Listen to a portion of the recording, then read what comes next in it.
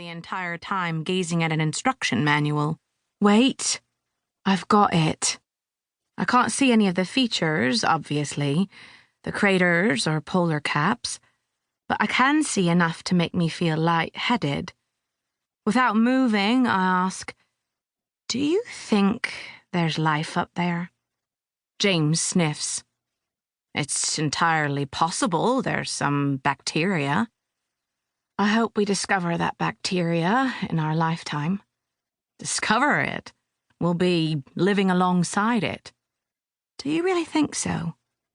"Well, there's that competition, where the prize is to go and live on Mars." "Liar." I elbow James in the ribs. "I'm serious.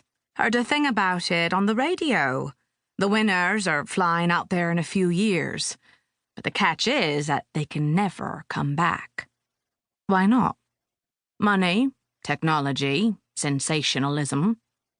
I blink, trying to get Mars back into focus, wondering how it might feel to call that place home.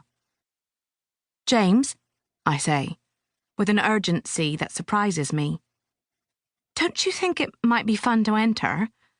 I unscrew the lid of my vodka. "We could end up living on Mars together.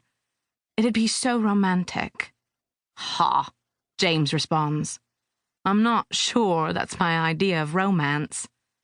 I screw the lid back on my bottle, suddenly not thirsty. "Yeah, I was just kidding." "We should head back to Falmouth soon," James yawns, "before Bolster eats us for breakfast." Legend has it that Bolster was a murderous giant from these parts. One day, he fell in love with a young woman called Agnes. Agnes was aware of Bolster's cruel nature and decided to play a trick on him.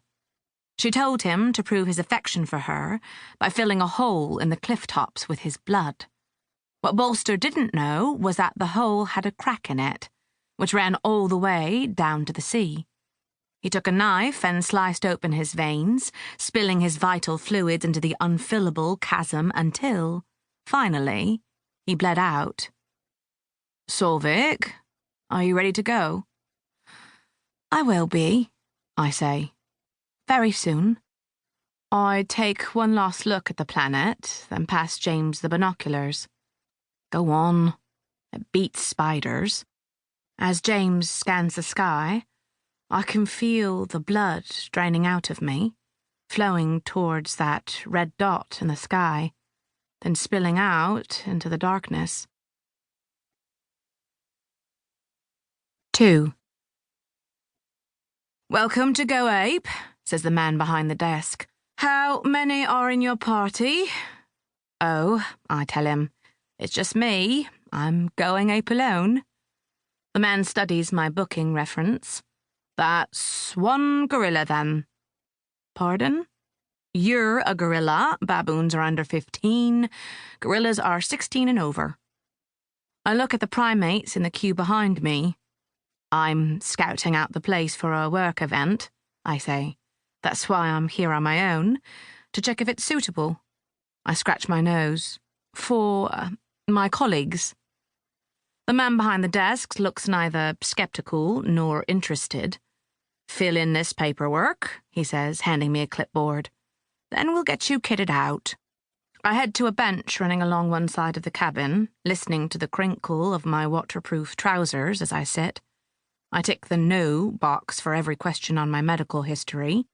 It feels good to let a stranger know I'm in peak condition. I sign the form with a flourish and then hand it back. The man behind the desk barely looks at it. "You're in the yellow group, Miss Dean. Wait by that door to collect your equipment." I loiter by the closed door, wondering who'll be in my group. I'm not sure how Go Ape works, whether it's a competitive thing. I feel competitive. I switch on my phone and go to Safari to look at a site that I visited several times since James and I went stargazing last week. On the home page is a big red button that says, "Join the Mars Project." For the umpteenth time, I press it. The rules